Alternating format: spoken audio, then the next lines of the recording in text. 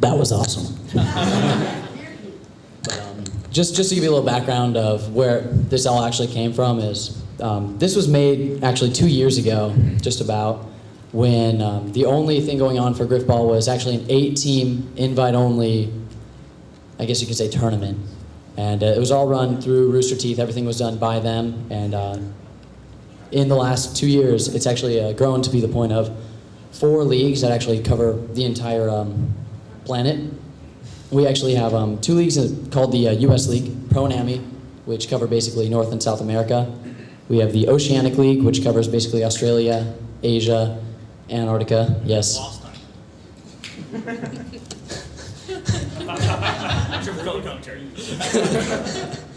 And the UK League, which covers Europe and Africa, because we have so many people from Africa and Antarctica playing. But that's really the background. But really, we're gonna hand this over to Bernie and just ask him a couple questions about, like, why did you create Grifball and how did it come about?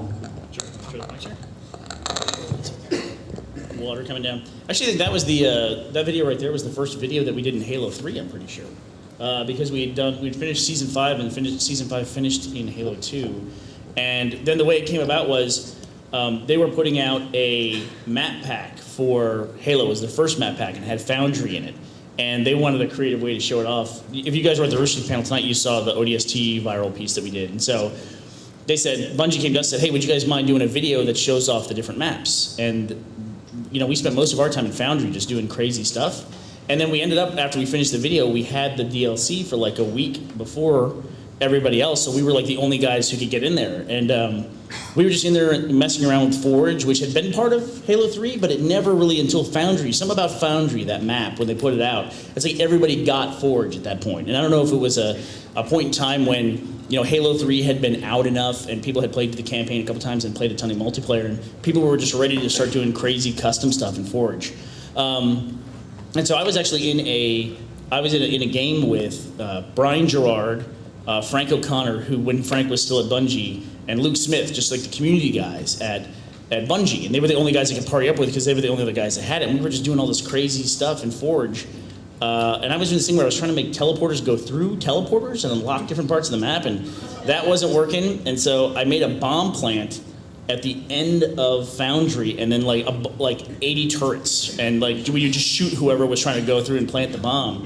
And then we just, started, it kind of grew from there, and then we made the 2 bomb plants on either side, and I was doing this on the side with Gavin, who directs a lot of Red vs. Blue now, and for like 3 days, I think we were the only people in the world that had ever played Grifball. We called it rugby, actually, at that point in time. And Gavin said, well, if the guy turns orange, you can call it Grifball, like in that video. And so it just seemed perfect to do it. And after that, it kind of took off from there. We showed it to a couple people, and then we had the first league, and I kind of ran that as well as I could, and then built a whole website around like stripping stats out of the Bungie.net and doing all the sports stuff. And then everybody pretty much forced me out of Grifball because I had to get back to doing Red vs. Blue videos, and the community just kind of took it over from there. After creating it, kind of getting out of it and handing it off to, I think at the time, Quick Thinker was the next commissioner who kind of ran the show. Yep. Did you really expect it to go along the line, more commissioners, more people, and just really grow to where it is today?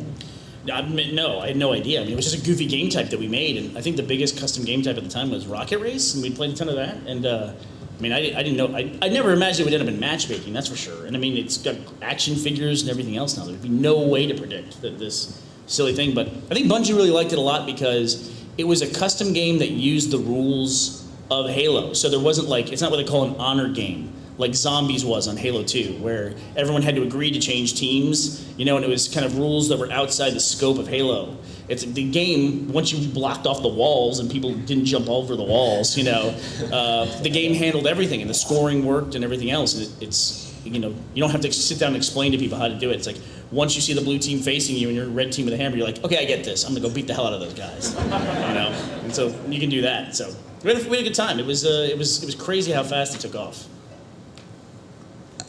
All right, but yeah, thank you.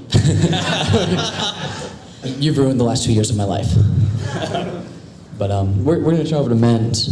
Just give us a little bit of info about the Amateur League and how that all works. So just give us some background information on Amateur League and how sign-up works. Okay, well, the amateur league is the league for like the people who are just getting into the league. They've played a lot of like double experience weekends, but they really don't have a whole lot of custom games under their belt. And basically, you just first you have to go to roosterteeth.com and sign up on there. And then as soon as you do that, you hop over to grifball.com and you sign up on there, and then you're registered. You can go to the forums on Rooster Teeth. There's a thread for if you're looking for a team, or if you're a team that's looking for a player, and you can just hook up with a team to play for in the league. In the amateur league, this season we had, I believe, 100 teams more or less, of roughly, I think the average was like 6 players per team. But your max list is, or your roster size is 8, and you can have as few as 4 players, but you have to have at least 4 players on the field. And so our league is between 500 and 800, somewhere in that range. So and then you just play. You have a designated game night for your division. The teams are split up into several divisions. Each division has 6 teams in it, and you have a schedule. It's a 5-week season, and you play your games on one specific night at one specific time for 5 weeks, and you play 2 games per night, spanning more or less an hour per night per league games. Plus, there's always pickup games going on, and you can just scrimmage other teams, and it's not too difficult to find a Grifball game going on at any given time. And you better show up to your date and time, or else you end up playing Grifball at 7 o'clock in the morning on a Saturday. Yeah. It's called a punish the winners rule. Yes. Do you have any advice for people finding teams, or like how to really get started and find people that are really interested and that are going to make a commitment? It's really easy to find a team, and if you can just like post and say, hey, I'm new to the game, and I'm looking to find some custom games, and I know I'm probably not very good, so I don't want to go out there and get destroyed by like the best players out there. And usually the community is really good about helping new people get used to the game and have fun in it. So usually there'll be a player who's been around, a more seasoned player, that'll say, hey, I'll kind of take you under my wing and get you into some custom games and build a friends list where you can find a game pretty easily and have fun with it. I mean, whether you're playing seriously or you're just out there messing around, it's a really fun game to have to play at any given time. If you're looking for a team, make sure to visit the forums at roosterteeth.com. Go to the Grifball subsection, and there's a topic in there for people looking for a team. Yeah, that's the more direct answer to my question, yeah. And honestly, just don't be afraid to go out there and put yourself out there and advertise yourself as a player. Bring some friends in. You can honestly always message anyone on this panel, and we are all willing to get in, play games with you. Well, I'm not. I hate everybody, so. And you're a douche, which is actually... That's the number 1 rule of Grifball is don't be a douche. All of us break it. Yeah, yeah. consistently. Seriously, look it up. But, it really is the number 1 rule. It's just, people are always going to find a way to break any sort of system, so we have the number 1 rule is don't be a douche, and it's up to the discretion of the admins. If, you're consistently, being a pain in the ass for everybody, you can be removed from the league. But that's what happened, twice in 2 years? Yeah, and I let one of them back in.